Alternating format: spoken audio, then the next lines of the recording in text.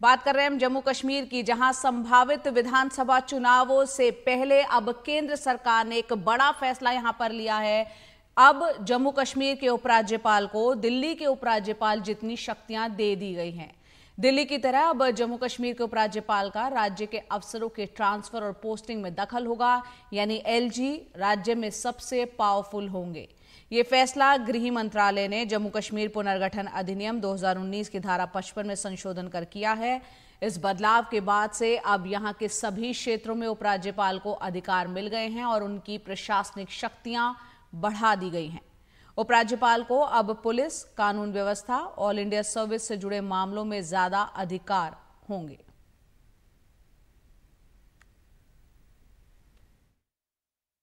आने वाले समय में जो विधानसभा के इलेक्शन है उसके मद्देनजर जो लेफ्टिनेंट गवर्नर की पावर को इन्हांस किया गया है। आईएएस अधिकारी, आईपीएस अधिकारी तथा जुडिशरी जिसमें तहसीलदार, एसडीएम्स वगैरह आते हैं, वो इलेक्शन की जो कार्रवाई है वो ठीक प्रकार से हो, तो स्वाभाविक बात है कि इस प्रकार से चेंजेस होना जरूरी रहती हैं। तो उसी के मद्देनजर मिनिस्ट्री ऑफ होम अफेयर्स ने इस चीज को किया है।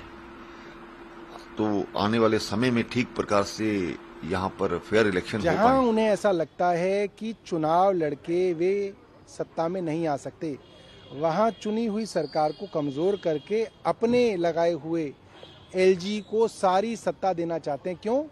ताकि वो एलजी वहाँ की चुनी हुई सरकार को काम ना करने दे, लोगों को प्रताड़ित करे, परेशान करे।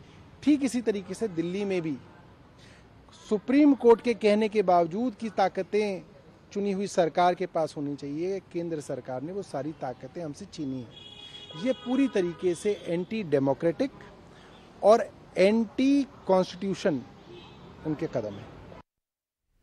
तो आम आदमी पार्टी यहाँ पर एंटी डेमोक्रेटिक, इसे अलोकतांत्रिक बता रही है इस फैसले को। और इस फैसले के बाद नेशनल कॉन्फ्रेंस के जो नेता है उमर अब्दुल्ला, उन्होंने सोशल मीडिया पर इसकी निंदा की है, इस फैसले की। उन्होंने लिखा है कि एक और संकेत है कि जम्मू कश्मीर में चुनाव करीब है। यही कारण है कि जम्मू कश्मीर के लिए पूर्ण अविभाजित राज्य का दर्जा बहाल करने की समय सीमा निर्धारित करने की दृढ़ प्रतिबद्धता इन चुनावों के लिए एक शर्त है।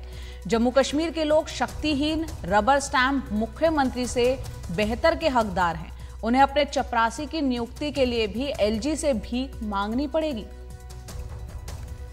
तो जम्मू कश्मीर के उपराज्यपाल की प्रशासनिक शक्तियां अगर बढ़ती हैं तो इसे किस तरह से देखा जाए और वहां के बाशिंदों की रोजमर्रा की जिंदगी में क्या कुछ बदलाव देखने को मिल सकता है, इस पर कुछ देर पहले हमने हमारे सहयोगी श्रीनगर में नजीर मसूदी से विस्तार से बातचीत की, वो सुनते हैं।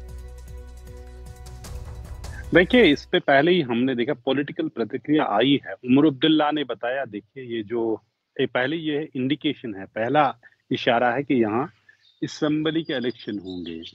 ये फैसला जो केंद्र जो होम मिनिस्ट्री ने लिया है, जो अमेंडमेंट की है बिजनेस रूल्स की, इसलिए किया गया कल अगर यहाँ असेंबली होगी तो इलेक्टेड गवर्नमेंट होगी तो उसके क्या अधिकार होंगे, लेफ्टिनेंट गवर्नर के अधिकार क्या होंगे जो एक इलेक्टेड गवर्नमेंट में होते हैं, यूनियन टेरिटरी में होते हैं, बिल्कुल उसी तरह के जिस तरह दिल्ली में है।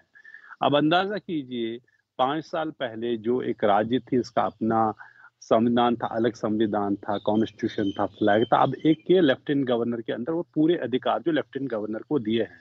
उमर अब्दुल्ला का ये कहना है कि यहाँ इलेक्टेड गवर्नमेंट को एक रबर स्टैम्प की तौर पे बनाया जा रहा है, सारे अधिकार लेफ्टिनेंट गवर्नर को दिए गए और इसलिए केंद्र सरकार को इलेक्शन के साथ साथ ये भी टाइम बाउंड तरीके में रखना है कि यहाँ स्टेट हुड का रेस्टोर होगा। क्योंकि जब हाल ही में प्रधानमंत्री जब श्रीनगर आए तो उन्होंने दोनों चीजों की जिक्र की, इलेक्शन की भी जिक्र की और स्टेट हुड रेस्टोर करने की जिक्र की। लेकिन जाहिर सी बात है कि जब तक स्टेट हुड रेस्टोर होगा तो एक तरह का निजाम किस तरह चलेगा, व्यवस्था कैसे चलेगी, उसमें यूनियन टेरिटरी में लेफ्टिनेंट गवर्नर के पास वो अधिकार है, चाहे बड़े ब्यूरोक्रेटों की ट्रांसफर्स हो, दूसरे चीजें हो। वही इस नोटिफिकेशन में भी आया है जो अमेंडमेंट्स की है यूनियन होम मिनिस्ट्री ने। तो उसी के तहत ये ऑर्डर आया है कि सभी जो बड़ी अधिकारियों की तब्दीली हो, एडवोकेट जनरल की बात हो, दूसरी चीजें हैं, इन सब में अधिकार होगा लेफ्टिनेंट गवर्नर का। और जब भी यहाँ इलेक्शन होंगे, जो लग रहा है कि सितंबर में अब इलेक्शन होंगे, क्योंकि सुप्रीम कोर्ट ने पिछले साल जब कॉन्स्टिट्यूशन बेंच 370 पे सुनवाई कर रहा, तो उस फैसले में ये भी उसने केंद्र सरकार और इलेक्शन कमीशन को हिदायत दी है कि 30 सितंबर से पहले जम्मू कश्मीर में असेंबली इलेक्शन होने चाहिए। तो उस लिहाज से सितंबर में इलेक्शन होने जा रहे हैं, और जब हुकूमत बनी तो हुकूमत के जो इलेक्टेड हुकूमत के पास क्या इख्तियार होंगे, एग्जैक्टली वो दिल्ली पैटर्न है जम्मू कश्मीर में, जब तक नया स्टेटहुड रिस्टोर होगा।